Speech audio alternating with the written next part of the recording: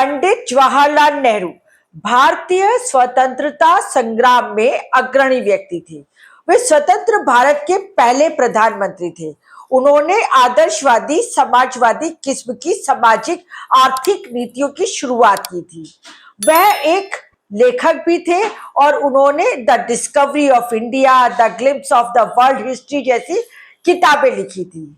उन्होंने संसदीय सरकार की स्थापना की और विदेशी मामलों में अपनी गुटनिरपेक्ष या तटस्थ नीतियों के लिए वे जाने जाते थे। उन्होंने भारत के स्वतंत्रता आंदोलन में भाग लिया। 1930 से 40 की दशक में वह एक प्रमुख नेता थे। जी हाँ, आज के इस वीडियो में मैं भारत देश के पहले प्रधानमंत्री पंडित जवाहरलाल नेहरू जी के बारे में ही बात करने जा रही हूँ। नमस्कार, मैं रत्ना वोरा अहमदाबाद गुजरात से मेरे YouTube चैनल रत्ना वोरा बेबाक में आप सभी का बहुत बहुत स्वागत है। पंडित जवाहरलाल नेहरू का जन्म 14 नवंबर 1879 उत्तर प्रदेश के इलाहाबाद में हुआ था। इनके पिता का नाम मोतीलाल नेहरू और माता का नाम स्वरूप रानी नेहरू था और इनकी जीवन साथी का नाम कमला नेहरू था और इंदिरा गांधी इनकी इकलौती बेटी थी। साथियों, पंडित जवाहरलाल नेहरू बहुत ही सुखी संपन्न परिवार के थे। शुरुआती शिक्षा उन्होंने घर से ही ली थी। उसके बाद हैरो स्कूल ऑफ लंदन, फिर ट्रिनिटी कॉलेज, फिर कैम्ब्रिज और उसके बाद इंस of court school of law London में भी उन्होंने पढ़ाई की थी। और ये व्यवसाय से बैरिस्टर थे, लेखक थे, राजनीतिज्ञ थे और साथ ही ये भारतीय राष्ट्रीय कांग्रेस के साथ जुड़े हुए थे। पंडित नेहरू की विचारधारा में राष्ट्रवाद, समाजवाद और लोकतंत्र था। पंडित नेहरू को भारत के सर्वोच्च अवार्ड भारत रत्न से भी नवाजा गया। साथियों, पंडित नेहरू की जो कार्य है उसमें भारत की खोज, विश्व इतिहास की झलकियां, जवाहरलाल नेहरू की आत्मकथा, एक पिता की अपने पुत्री को पत्र आदि पुस्तकें बहुत ज्यादा प्रचलित हैं। साथियों, पंडित जवाहरलाल नेहरू का जन्म कश्मीरी ब्राह्मण परिवार में हुआ था। उनके पिता मोतीलाल नेहरू एक प्रसिद्ध वकील थे और भारतीय स्वतंत्रता आंदोलन के नेता थे। वह महात्मा गांधी के प्रमुख सहयोगियों में से एक थे। साथियों, पंडित नेहरू जी की राजनीतिक शुरुआत 1912 में बांकीपुर में कांग्रेस में एक प्रतिनिधि के रूप में हुई। 1919 में होम रूल लीग इलाहाबाद के वे सचिव बने। साथियों, 1916 में पहली बार जवाहरलाल नेहरू की मुलाकात महात्मा गांधी जी से हुई और वे महात्मा गांधी से बेहद प्रेरित हुए और प्रभावित हुए।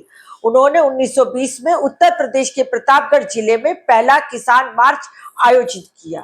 असहयोग आंदोलन जो 1920 से 22 चला, इसके कारण पंडित नेहरू को 2 बार जेल जाना पड़ा।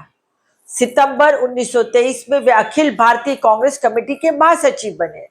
भारतीय राष्ट्रीय कांग्रेस के आधिकारिक प्रतिनिधि के रूप में उन्होंने बेल्जियम के ब्रुसेल्स में उत्पीड़ित राष्ट्रीयताओं के सम्मेलन में भाग लिया। 1927 में उन्होंने मॉस्को में अक्टूबर समाजवादी क्रांति की 10वीं वर्षगांठ समारोह में भी भाग लिया। साथियों, 1928 में साइमन कमीशन के दौरान लखनऊ में उन पर लाठीचार्ज हुआ और फिर उन्हें जेल जाना पड़ा।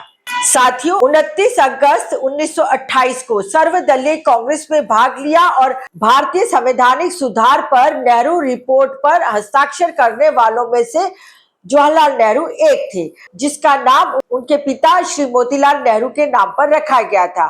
1928 में उन्होंने इंडिया इंडिपेंडेंस लीग की स्थापना की और वे इसके महासचिव बने और 1929 में भारतीय राष्ट्रीय कांग्रेस के लाहौर अधिवेशन में उन्हें अध्यक्ष चुना गया और इसी अधिवेशन में देश की आजादी के लिए पूर्ण लक्ष्य को अपनाया गया। साथियों, 1930-35 के दौरान नमक सत्याग्रह और कांग्रेस द्वारा चलाए गए अन्य आंदोलनों से जुड़े होने के कारण उन्हें कई बार जेल जाना पड़ा। 14 फरवरी 1935 को उन्होंने अल्मोड़ा जेल में ही अपनी आत्मकथा पूरी की। जेल से रिहा होने के बाद वे अपनी बीमार पत्नी को देखने के लिए स्विट्जरलैंड भी गए। साथियों, युद्ध में भारत की जबरन भागीदारी के विरोध में 31 अक्टूबर 1940 को व्यक्तिगत सत्याग्रह करने पर पुनः गिरफ्तार किया गया। दिसंबर 1941 में उन्हें जेल से रिहा कर दिया गया। फिर 7 अगस्त 1942 में मुंबई के अखिल भारतीय कांग्रेस कमेटी के अध्यक्ष में जवाहरलाल नेहरू ने भारत जोड़ो प्रस्ताव पेश किया। 8 अगस्त 1942 को उन्हें अन्य नेताओं के साथ गिरफ्तार कर अहमदनगर किले में ले जाया गया और यहाँ उनकी सबसे लंबी और आखिरी हिरासत थी। यह कहा जा सकता है कि पंडित जवाहरलाल नेहरू की जो राजनीतिक सफर था उसमें उन्होंने 9 साल तो सिर्फ जेल में ही बिताए थे।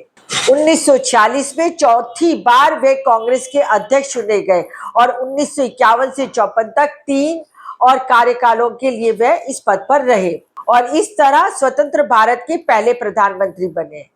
वे पहले प्रधानमंत्री थे जिन्होंने लाल किले की प्राचीर से राष्ट्रीय ध्वज फहराया और अपना ऐतिहासिक भाषण ट्रिस्ट विद डेस्टिनी दिया। भारत के प्रधानमंत्री बनने के बाद जवाहरलाल नेहरू ने कई प्रमुख कार्य किए, जैसे उन्होंने आधुनिक मूल्य और विचार प्रदान किए।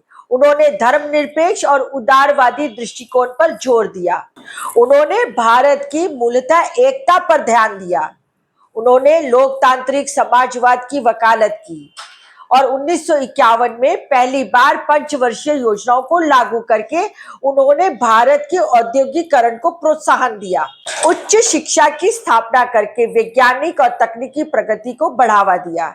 इसके अलावा विभिन्न सामाजिक सुधार भी लागू किए, जैसे मुफ्त सार्वजनिक शिक्षा, भारतीय बच्चों के लिए मुफ्त भोजन, महिलाओं के लिए कानूनी सहाय और कानूनी अधिकार, जिसमें संपत्ति का उत्तराधिकार, अपने पति से तलाक लेने की क्षमता, जाति के आधार पर भेदभाव को रोकने के लिए कानून आदि शामिल है। और इन कानूनों को बनाने के लिए या पास कराने के लिए डॉक्टर भीमराव अंबेडकर की बहुत ही महत्वपूर्ण भूमिका रही है।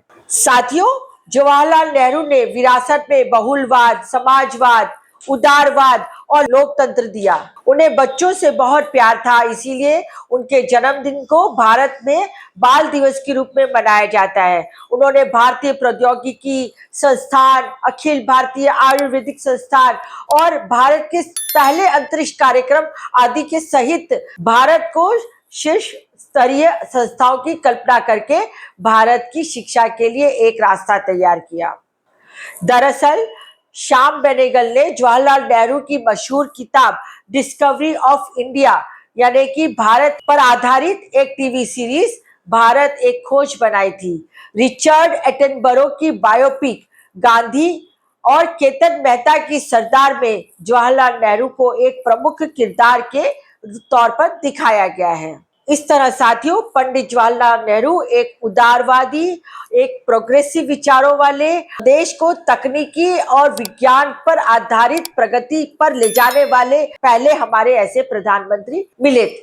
27 मई 1964 को दिल का दौरा पड़ने पर उनकी मृत्यु हो गई और उनका अंतिम संस्कार दिल्ली में यमुना नदी के तट पर शांति वन में किया गया। तो साथियों, यह थी जानकारी हमारे देश के पहले प्रधानमंत्री पंडित जवाहरलाल नेहरू के विषय में। तो साथियों, आज का ये वीडियो मैं यही समाप्त करती हूँ। आशा करती हूँ कि आपको ये मेरा वीडियो पसंद आया होगा।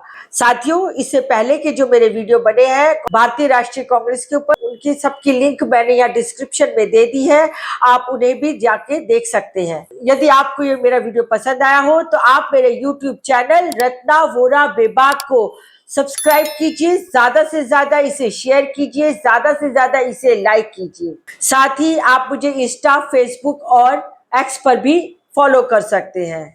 तो साथियों, आज का ये वीडियो मेरा यही समाप्त होता है। जय हिंद, जय भारत।